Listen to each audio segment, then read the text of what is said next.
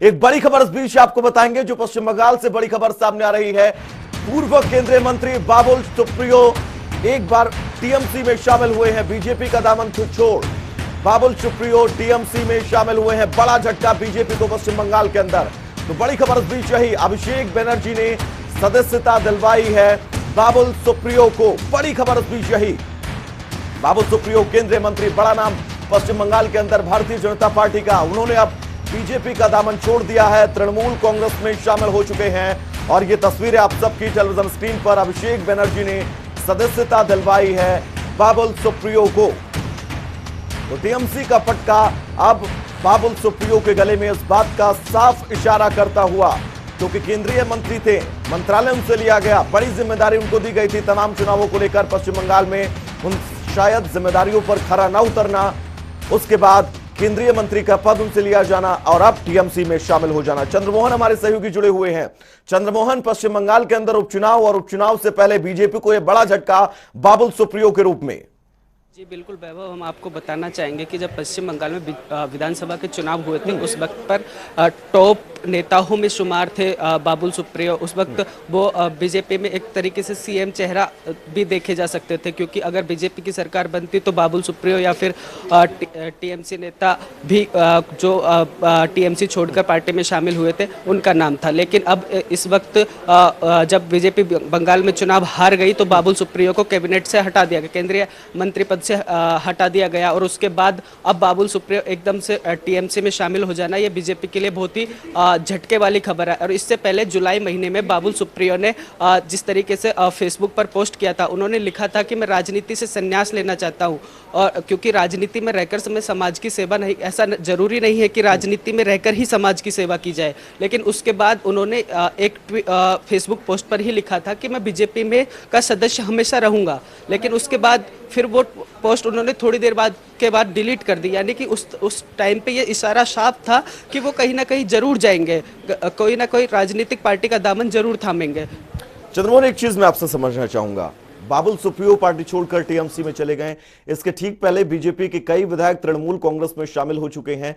ये जो सिलसिला है, क्या चंद्रमोहन ये कहा जा सकता है जो जमीन, जो सियासी पिच बीजेपी ने पश्चिम बंगाल के अंदर तैयार की थी, वो पिच अब धीरे धीरे ही सही लेकिन खिसक रही है?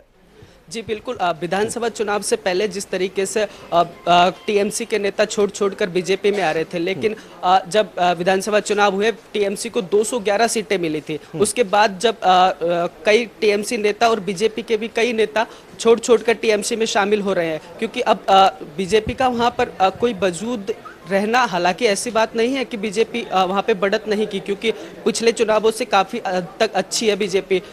उधर से कम्युनिस्ट पार्टी और कांग्रेस का जो की जमीनें थी वो बीजेपी ने कहीं ना कहीं अपने कब्जे में कर लिया।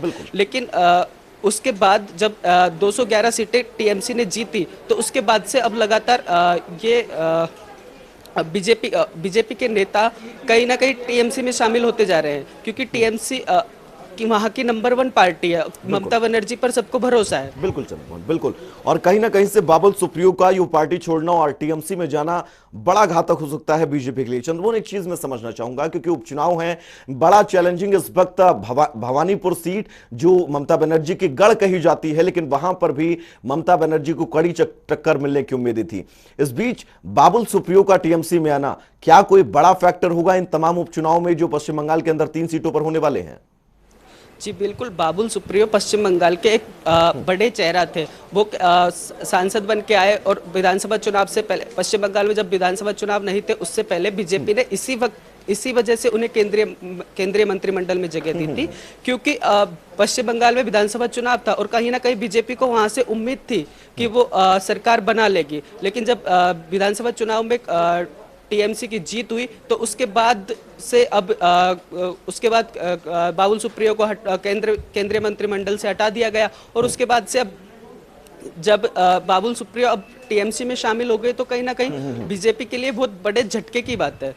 चंद्रमोहन, वाकई बड़ा झटका जरूर है बीजेपी के लिए, क्योंकि केंद्रीय मंत्री का पद छीनना बाबुल सुप्रियो से, फिर बाबुल सुप्रियो का यह ट्वीट करना कि वो अब राजनीति से संन्यास ले लेंगे, लेकिन उसके बाद टीएमसी का दामन आज अचानक थाम लेना, वो भी तब जब उपचुनाव सर पर हैं और भवानीपुर सीट जिस पर सबकी नजरें हैं, क्योंकि ममता बनर्जी अगर ये चुनाव हारती हैं तो शायद मुख्यमंत्री पद के लिए बड़ा चुनौती उनके लिए मुख्यमंत्री पद पर बना रहना हो जाएगा। चंद्रमोहन, एक चीज और मैं आपसे समझना चाहूंगा, ये जो लगातार टीएमसी में पहुंच रहे हैं बीजेपी के विधायक हों, मंत्री हों, बड़े बड़े नाम हों, तो क्या वाकई पश्चिम बंगाल के अंदर अब बीजेपी के लिए फिर एक बार चुनौती खड़ी होगी, जिस चुनौती से वो इस चुनाव में निपटी थी?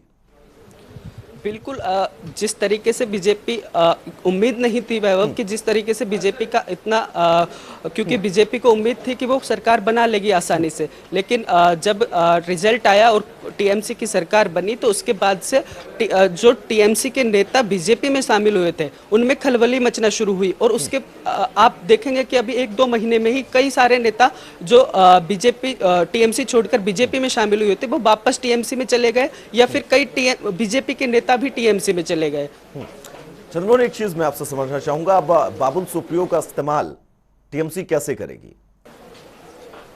बाबुल सुप्रियो बड़ा चेहरा है।